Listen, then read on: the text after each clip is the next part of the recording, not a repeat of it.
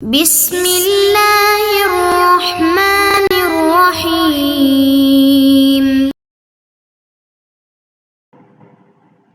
بسم اللہ الرحمن الرحیم والصلاة والسلام علی اشرف الانبیاء والمرسلین اما بعد۔ آج کے سبق کی عبارت ہے بل ما تلف بعمله كدق القصار ونحوه كزلق الحمال وشد المكار ومد الملاح وهذا عندنا وعند زفر والشافعي رحمهم الله لا يضمن لأنه يعمل بإذن المالك ولنا إن المامور به العمل الصالح. أقول ينبغي أن يكون المراد بقوله ما تلف بعمله عملا جاوز فيه القدر المعتاد على ما يأتي في الحجام أو عملا لا يعتاد فيه المقدار المعلوم ولا يضمن به آدميا غرق في السفينة أو سقط من دابة، أي آدميا غرق بسبب مد السفينة أو سقط من الدابة بسبب شد المكار، لأن الآدمي غير مضمون بالعقد بل بالجناية، ولهذا يجب على العاقلة الضمان، وضمان العقود لا يتحمله العاقلة ولا حجام أو بزاغ أو فصاد لم يجاوز المعتاد، فإن انكسر دن في طريق الفرات ضمن الحمال قيمته في مكان حمله بلا أجر أو في موضع كسره مع حصة أجره، لأنه لما أوجب الضمان فله وجهان، أحدهما أن يجعل فعله تعديا من الابتداء فإن الحمل شيء واحد، أو يجعل الأول بإذنه ثم صار تعديا عند الكسر فيختار أيا شاء۔ یہ ہے ہمارے آج کے سبق کی عبارت۔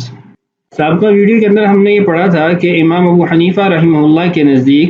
اجیر مشترک پر ضمان نہیں آتا، یعنی اگر اس کے پاس وہ عین ہلاک ہو جائے، وہ چیز ہلاک ہو جائے تعدی کے بغیر، تو اس پر ضمان نہیں آئے گا۔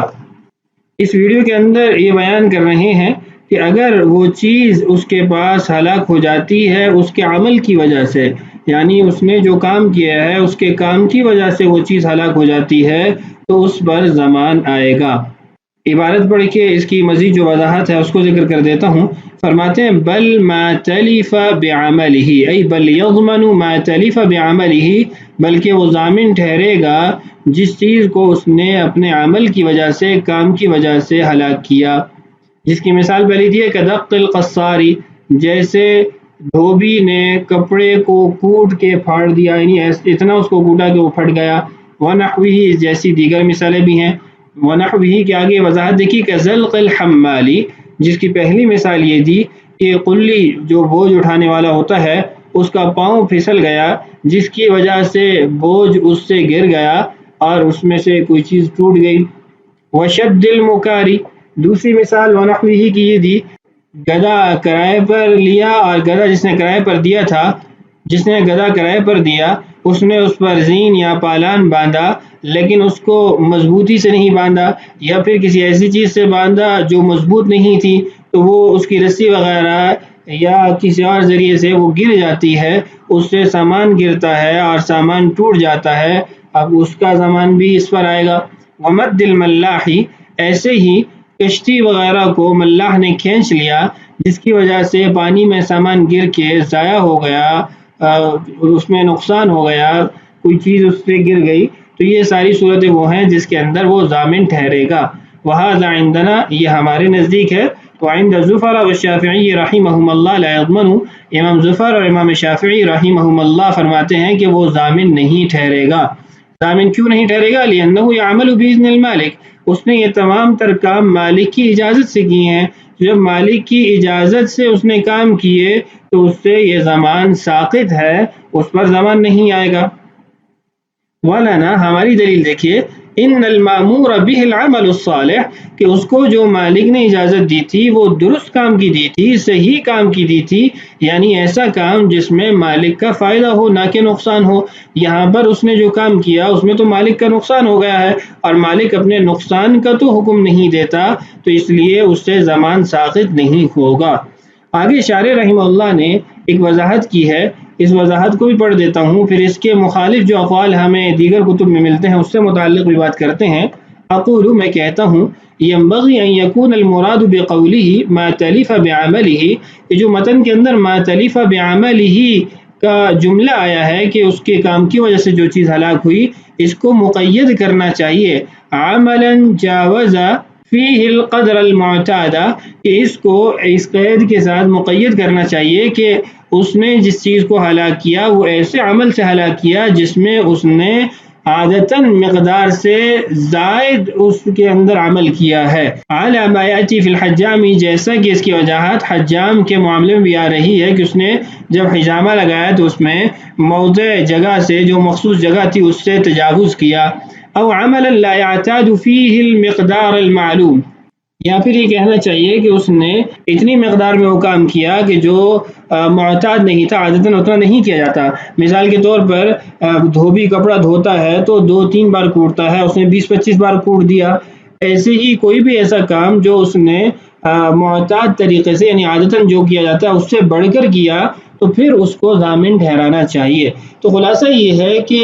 متن کے اندر تو مطلقاً تھا ما تلف بعملہ، کہ اس کے عمل سے جو چیز ہلاک ہو گئی وہ ضامن ٹھہرے گا، اور شاعر رحمہ اللہ فرماتے ہیں کہ نہیں، صرف عمل سے نہیں بلکہ ایسا عمل جو عادتاً کیا جاتا ہے اس سے زائد ہو، یعنی ایک تو وہ عمل ہے نا جو لا محالہ کرنا ہی ہے کہ اس کے بغیر وہ کام نہیں ہو سکتا، اب اس مقدار سے زائد مقدار میں اگر وہ عمل کرتا ہے، کام کرتا ہے، پھر اس کو ضامن ٹھہرانا چاہیے۔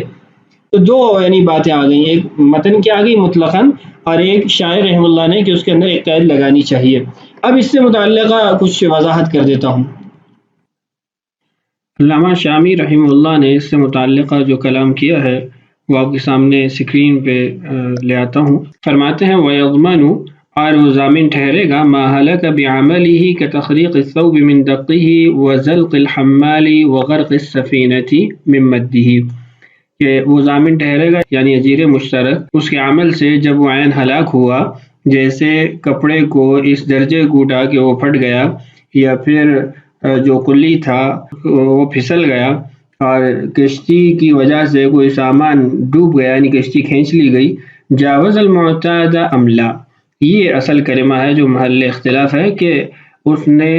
جو معتاد مقدار ہے اس سے تجاوز کیا ہے یا نہیں کیا۔ دونوں صورتوں کے اندر وہ ان امور کے اندر ضامن ٹھہرے گا،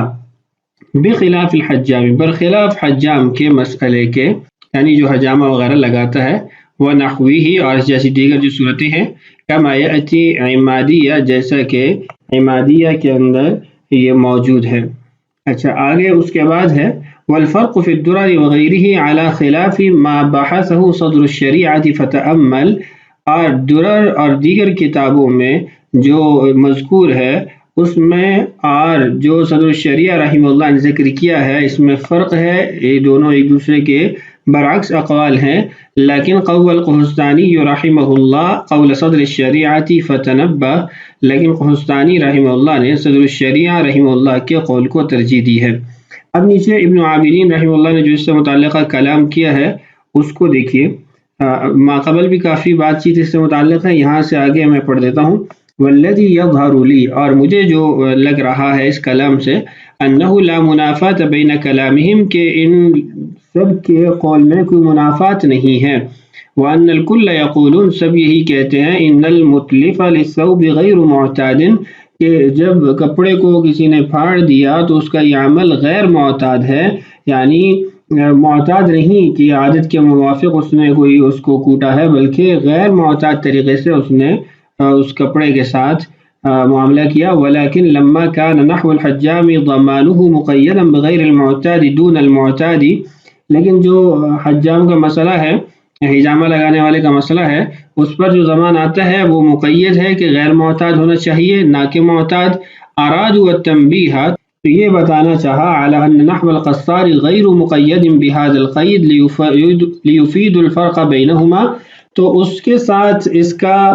تقابل کرتے ہوئے یہ بتایا گیا کہ جو دھوبی وغیرہ ہے اس کا عمل غیر مقید ہے، یعنی یہ قید اس کے اندر نہیں ہے کہ جاوز المعتاد او لا، ولكن الخروج عن المعتاد في نحو الثوب لا يظهر لنا الا بالاتلاف، یہ اصل بات ہے کہ کپڑے کے اندر اس کا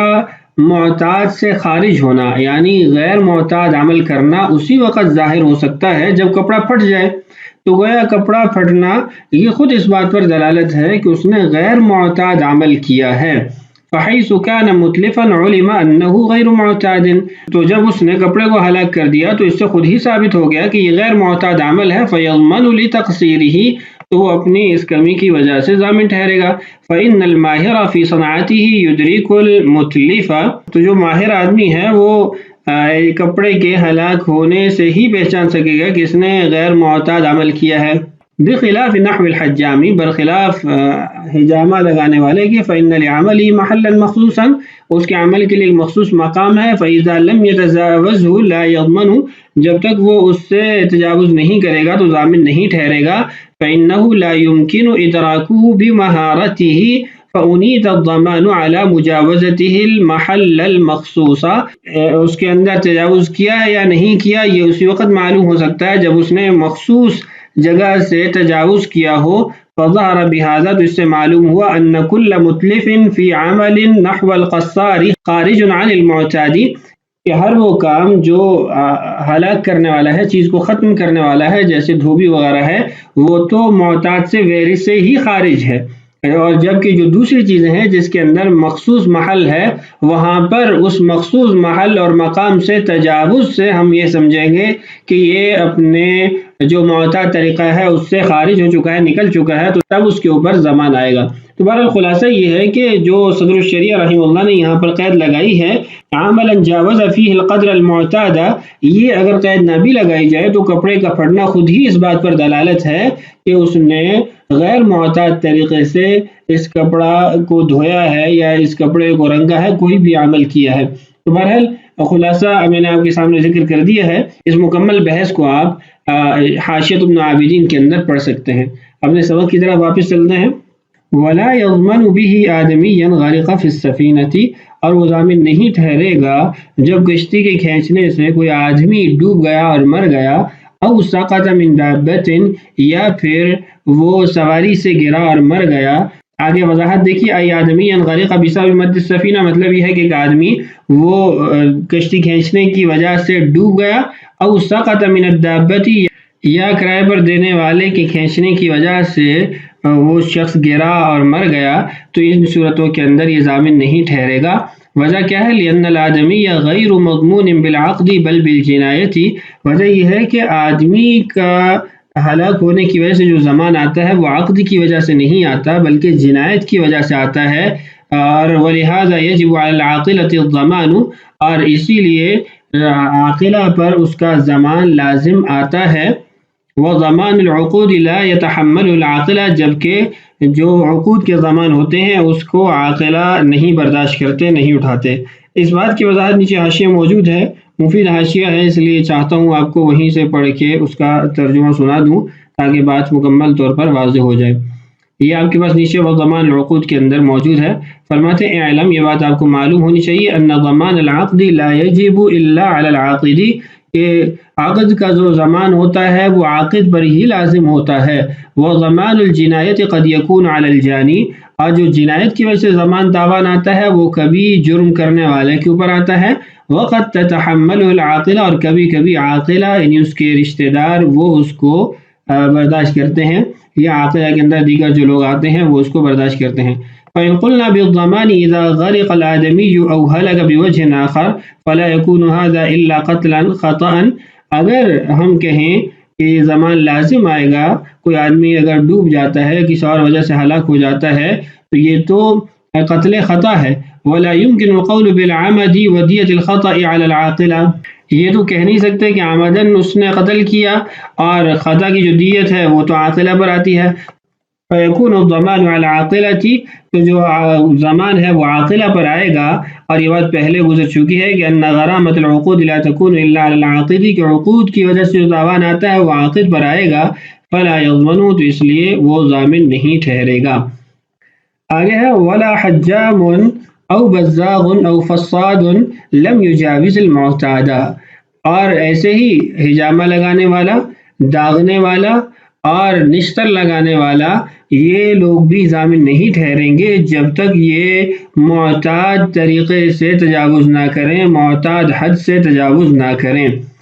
فَإِنْ انْكَسَرَ دَنٌ، یہاں سے آگے ایک اور مسئلہ ہے کہ اگر مٹکا ٹوٹ جاتا ہے فی طریق الفراتی، فرات کے راستے میں، ضمن الحمال قیمتہ فی مکان حملہ بلا اجر، دو صورتیں ہیں، جو اس ڈول کو یا اس مٹکے کو اٹھانے والا تھا وہ اس کی قیمت کا ضمان ادا کرے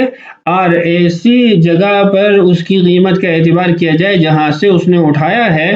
اور اس کو اجرت بھی نہیں ملے گی۔ دوسری صورت یہ کہ فی موضع کسرہ مع حصۃ اجرہ، یا پھر جس جگہ پر اس نے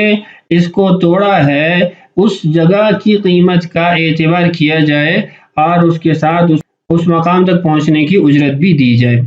اچھا، پہلی بات یہ کہ یہاں فرات کا جو کلمہ ذکر کیا گیا ہے نا، یہ اس لیے کہ آدمی عام طور پر دریا سے، کنویں وغیرہ سے پانی لیتا ہے، تو یہاں پر دریا کی مثال دے دی گئی ہے۔ اور اس کے بعد دو صورتیں بیان کی ہیں کہ دو طرح سے ضمان اس پر لازم آ سکتا ہے۔ پہلی صورت یہ ہے کہ وہ اجرت نہ لے اور ڈول کی قیمت ادا کر دے۔ ڈول کی قیمت ادا کرنے کا مطلب یہ ہے کہ اس نے جب یہ کام شروع کیا تھا، یعنی اٹھایا تھا فرات سے، اسی وقت سے ہی تعدی پائی جا رہی ہے اور اسی وقت کا اعتبار کر لیا جائے تو بغیر پانی کے صرف ڈول کی قیمت اور بغیر اجرت کے یہ اس کے اوپر آ جائے گی۔ دوسرا یہ تھا کہ اس سے جو ہے ڈول بما پانی کی جو قیمت ہے وہ، اور قیمت بھی اس جگہ کی جس جگہ پر اس نے توڑا ہے وہ اس پر لازم کر دی جائے، اور جو اجرت ہے وہ اس کو اس مقام تک کی دے دی جائے۔ وجوہات دیکھیے، لأنه لما اوجب الضمان فله وجہان، کہ جب اس نے اس کے بعد ضمان لازم کیا تو دو صورتیں ہو سکتی ہیں۔ احدہما، پہلی صورت، ان یجعل فعلہ تعدیا من الابتداء،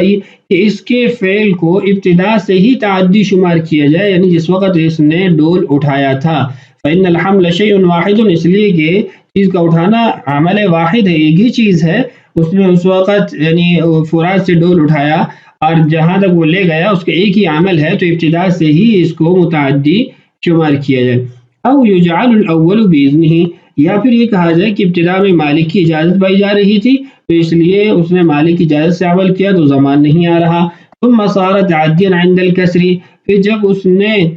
اس کو توڑا تو اس وقت اس سے تعدی پائے گی، تب اس صورت میں اس کو ضمان لازم کیا جائے۔ اور ضمان میں نے آپ کو بتایا کہ جب یہ دوسری صورت کے اندر ڈول بما پانی کے اس کے اوپر ضمان آ جائے گا اور قیمت اس مقام کی دیکھی جائے گی اور اس کے ساتھ یہ اس کو اجرت بھی دے دی جائے گی۔ اختیار وہی انشاء، تو اس کی مرضی ہے دونوں میں سے جو عمل بھی اختیار کرے، یعنی یہ جو اختیار ہے یہ اجیر کو دیا جائے گا کہ اجیر جو بھی ضمان اس کو ادا کرنا چاہے، چونکہ اس کا نقصان ہے تو اس کو تخفیف دینے کے لیے، آسانی دینے کے لیے یہ اختیار دیا جا رہا ہے۔ تو یہاں تک آج کی اس ویڈیو میں ہم نے پڑھ لیا، بقیہ مسئلہ آنے والی ویڈیو میں اللہ تعالیٰ سے دعا ہے اللہ تعالیٰ ہمارے لیے اس بات کی تکمیل آسان فرمائے، اللہ تعالیٰ ہم سب کا حامی و ناصر ہو۔ السلام علیکم ورحمۃ اللہ وبرکاتہ۔